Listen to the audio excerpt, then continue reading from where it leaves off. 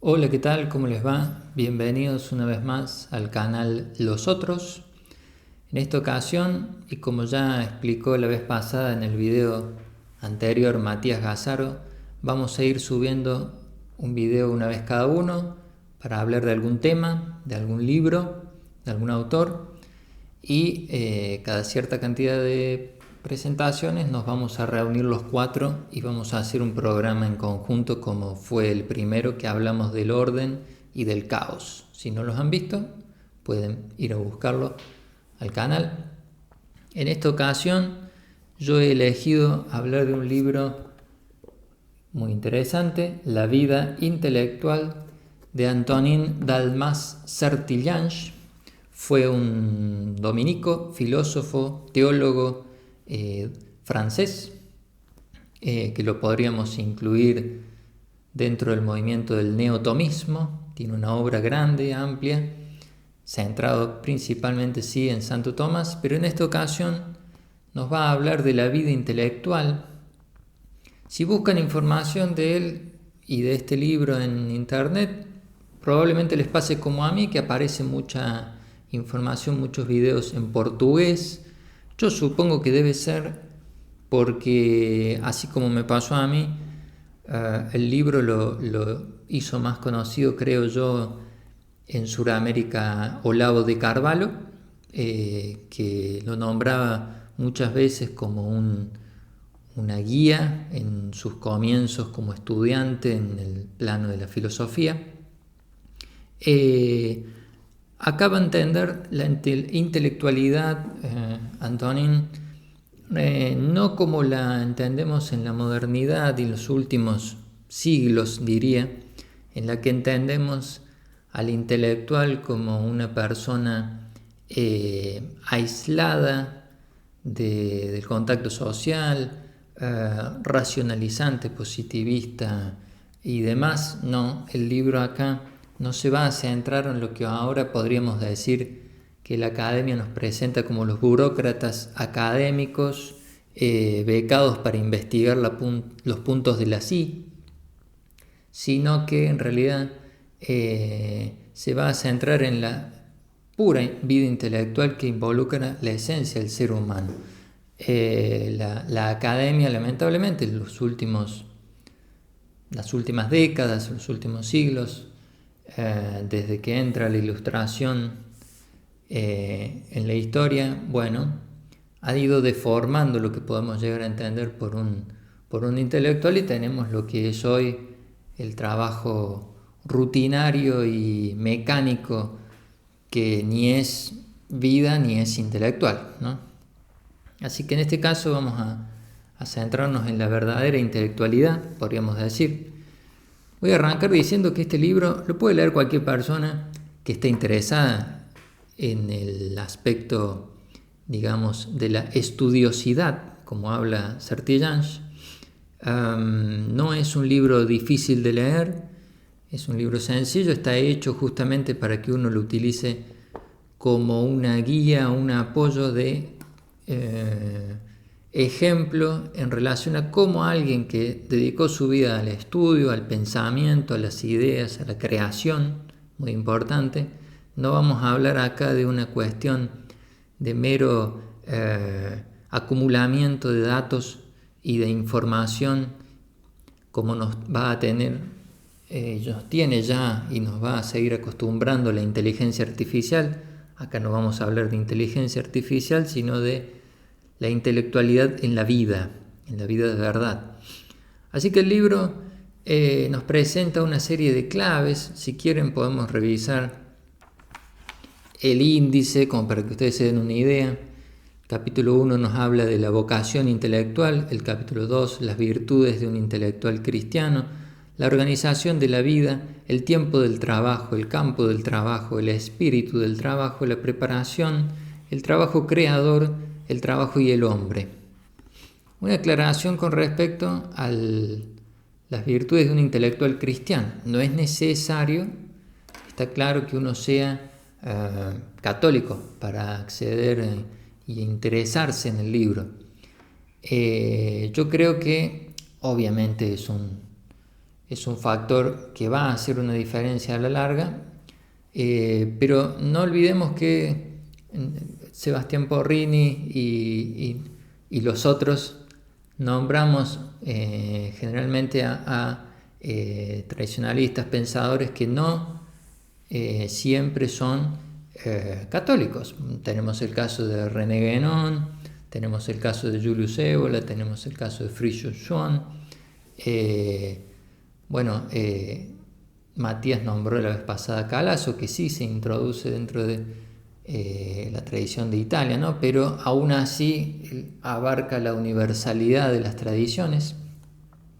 Así que lo que sí diría es que cuando uno realmente se involucra en el trabajo intelectual, en la vida intelectual, en la vía intelectual, a la larga yo creo que uno termina desembocando en alguna tradición. Es como un río que a la larga va a llegar al mar, y ese mar nos va a llevar a alguna tradición en particular, generalmente una tradición que tenga que ver con nuestro pasado, con nuestra historia, pero puede que no se dé, también puede ser que se dé algo diferente, pero sí que la vida intelectual, sin el plano trascendente siempre queda chueco, queda rengo. Pero para empezar, como dijimos, el libro es una guía para el comienzo de la persona que va a interesarse en el ámbito del estudio, en el estudio verdadero. Todo esto no es necesario que lo tenga claro desde el principio. Se va a ir presentando con el tiempo.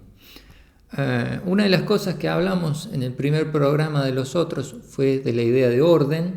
Bueno, está claro que el libro nos va a presentar una serie de pautas con las que nosotros podemos organizar nuestra vida, nuestra rutina, nuestro material de trabajo, nuestro tiempo,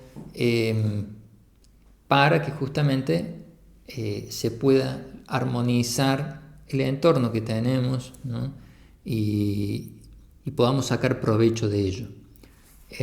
Una de las cuestiones que generalmente se resalta o se remarca con respecto a la academia es que es muy rígido, y es todo lo que yo critiqué al principio, pero esto no quiere decir que saliéndonos de la academia lo que uno trate de lograr es un libertinaje, estudiar todo desordenado.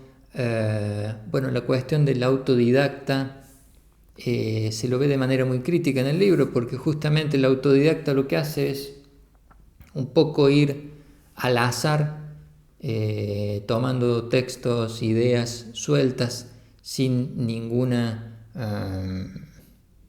rigurosidad que le permita ir metabolizando todo eso que está estudiando, ¿no? Entonces, a la larga sale caro el autodidacta. Siempre es importante una guía, sea una guía de alguien que nos habla a través de un libro, porque sea una persona que vivió hace muchos años, o alguien que esté contemporáneo a nosotros, ¿no?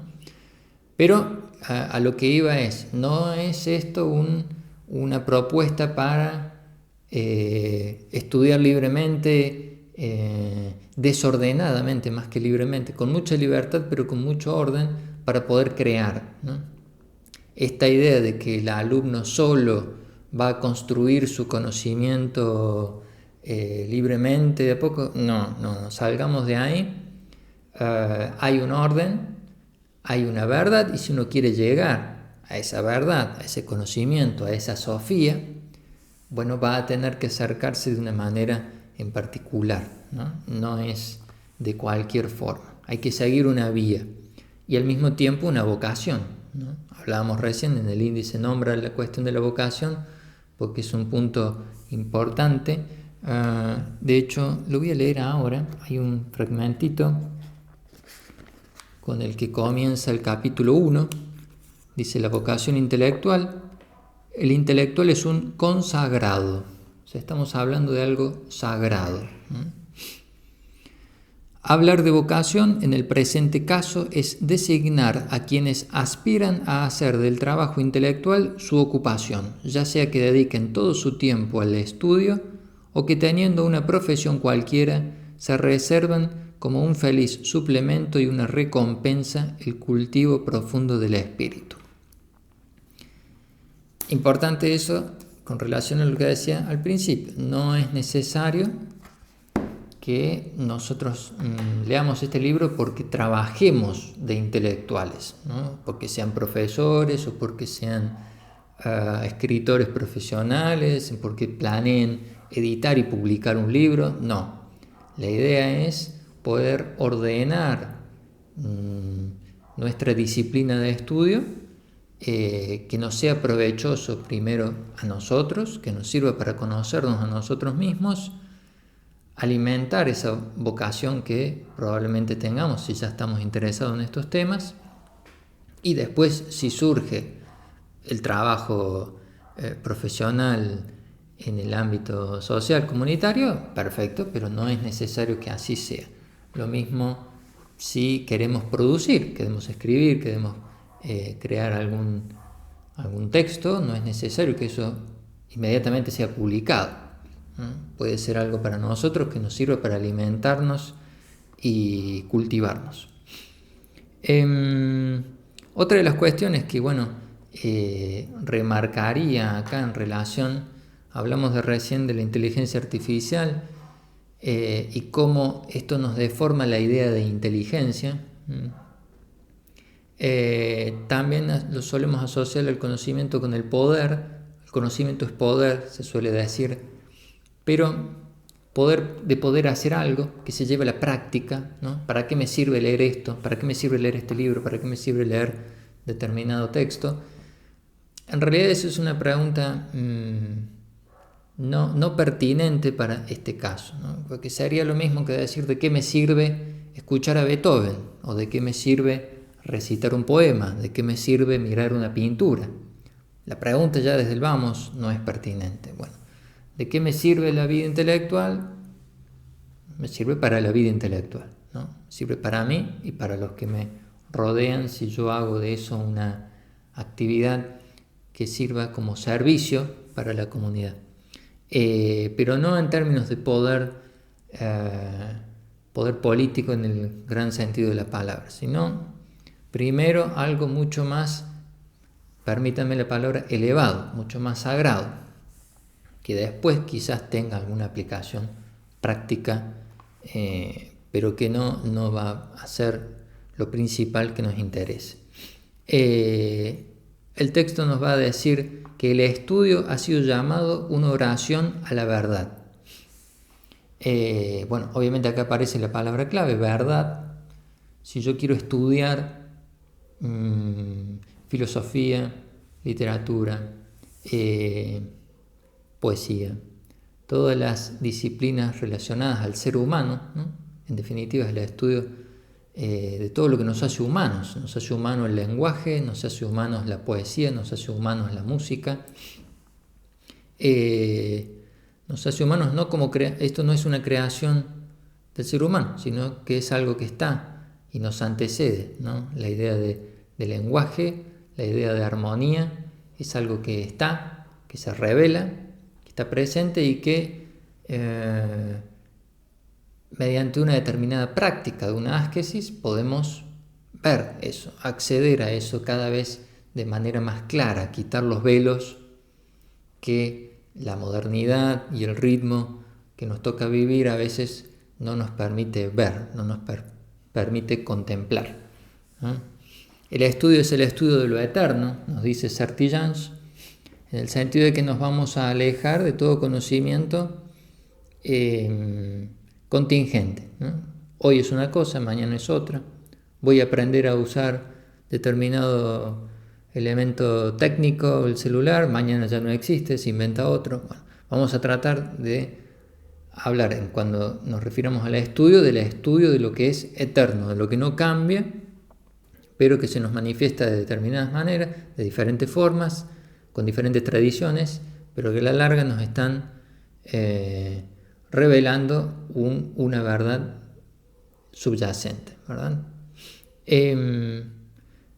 Ahora vamos a esto. Las ideas están dentro de los hechos, nos dice Sartre-Jeans. ¿Qué quiere decir esto?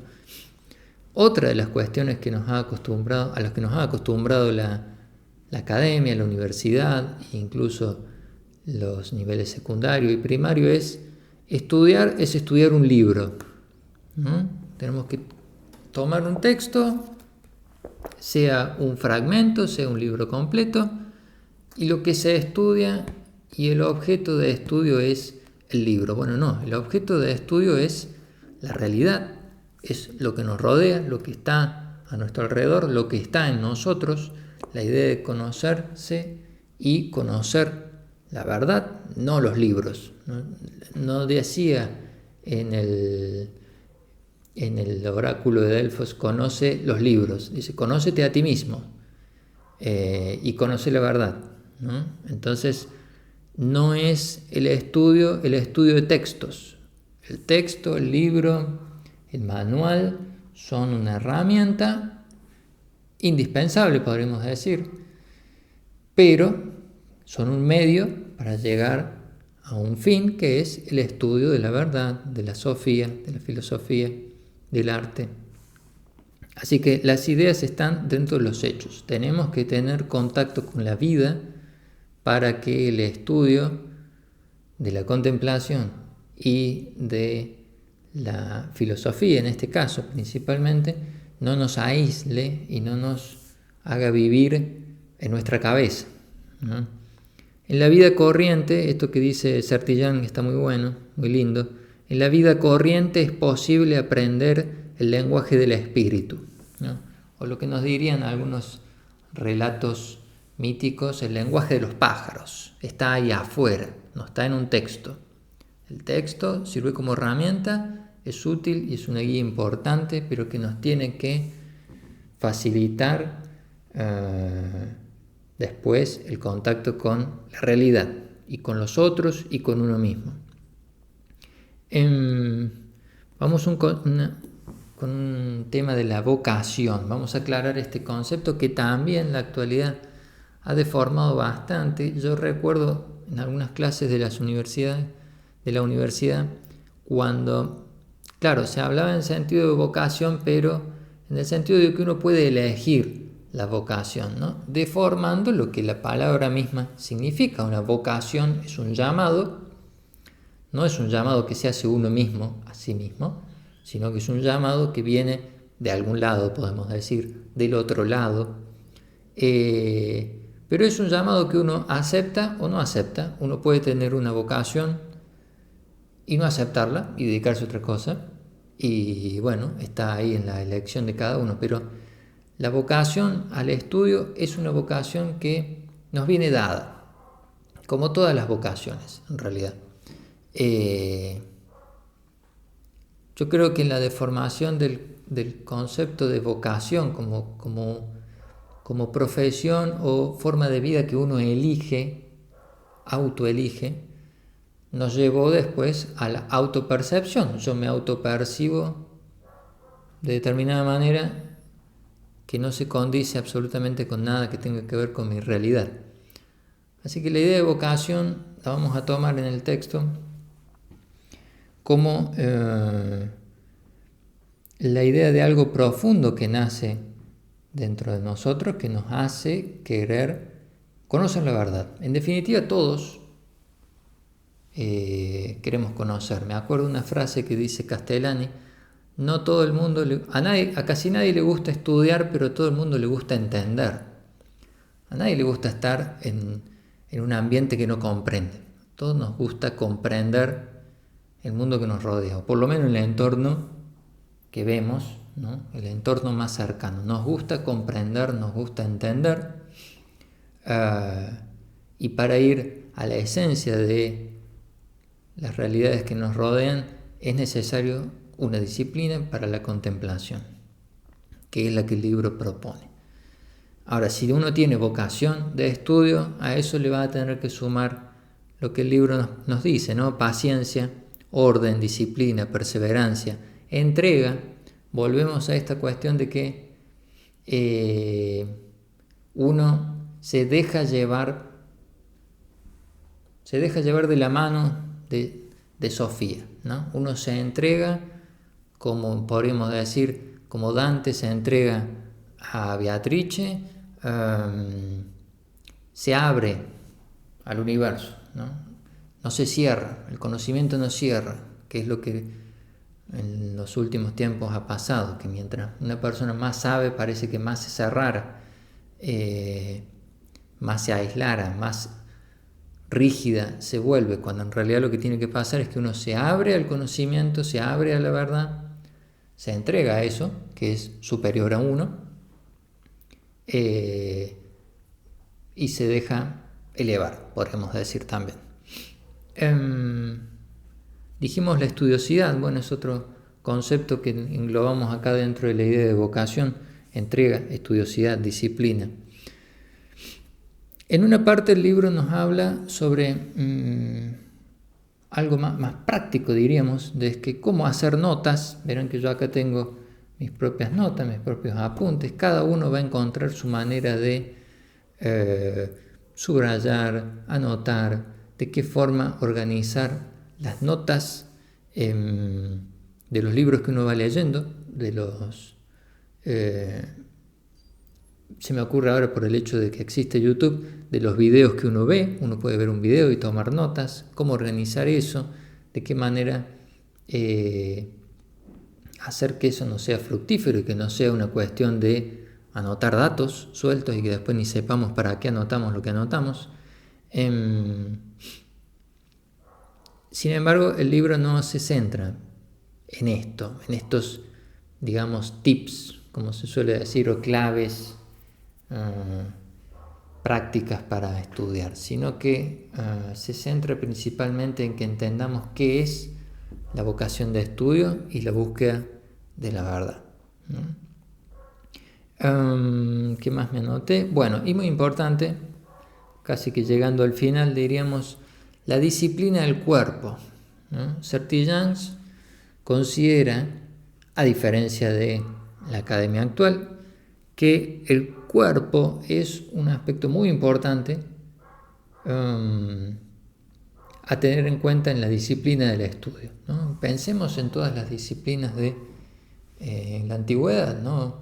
Sin ir más lejos, la gimnasia que Platón remarcaba como importante para la formación del individuo, los estoicos y la importancia del control de las emociones y del tórax, de la pasión, ¿no?, que involucra el cuerpo.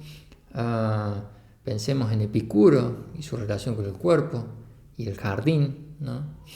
Pero también distintas líneas ascéticas, los esenios, distintas místicos o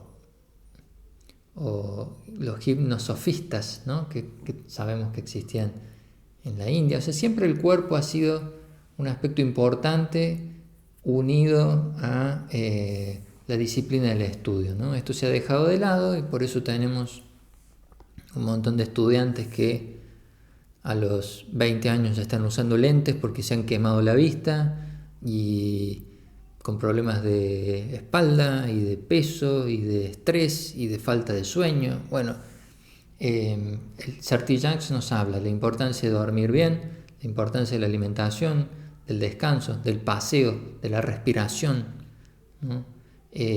No podemos negar que si el cuerpo no funciona bien, va a ser muy difícil que podamos estudiar al máximo.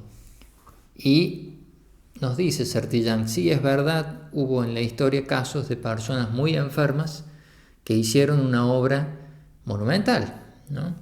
Pero no los podemos tomar como regla, sino como excepciones de personas excepcionales, ¿no? Uno debería poder cuidarse físicamente, emocionalmente, para poder llegar a hacer un trabajo intelectual importante y más elaborado. Así que la idea de la disciplina del cuerpo como cuidado del cuerpo, no vamos a salir atletas, o sí, puede ser, justamente uno va a intelectualizar, y esto es muy importante, lo que tiene más cerca, ¿no? ¿Qué es lo que uno va a empezar a meditar y a pensar y a contemplar? Lo que tiene cerca. Si uno de joven fue una persona muy deportista, probablemente con lo que empiece a meditar y a teorizar sea con eso, ¿no? La idea del deporte, del físico. Si fue una persona más relacionada al arte, a la música, probablemente empiece a teorizar sobre eso y así, ¿no? Pero la importancia del cuerpo, me anoté una frase que dice: el supuesto ocio no es más que transformación de energía, ¿no?